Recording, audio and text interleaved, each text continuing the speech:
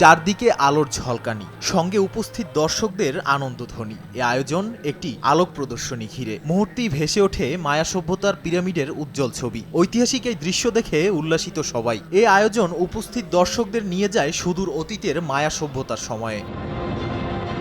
প্রাচীন সভ্যতাগুলোর মধ্যে খ্রিস্টপূর্ব সময়কালের মায়া সভ্যতা ছিল অন্যতম সমৃদ্ধ ও উন্নত সভ্যতা। রহস্যময় সভ্যতা এক সময়কালের পরিক্রমায় পতন হয়ে গেলেও এর প্রতি মানুষের আগ্রহ এখনও বিদ্যমান। এ পিরামিড ঘিরে রহস্যের শেষ নেই। মেক্সিকোতে এরই ধারাবাহিকতায় আয়োজন করা হয় এক জমকালো আলোক প্রদর্শনীর, যেখানে দেখানো হয় মায়া সভ্যতার কুকুলকান পিরামিড, যা কুকুলকান মন্দির নামেও পরিচিত।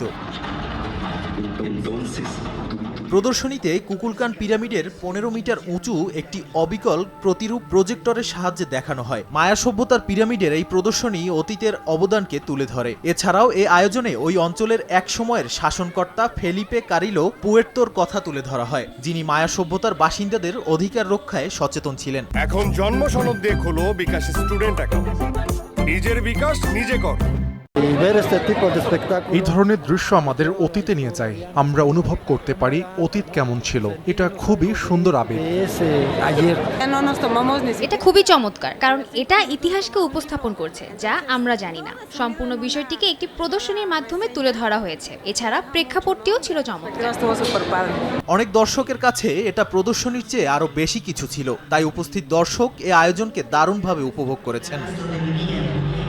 নাদিম মারজান, সময় সংবাদ।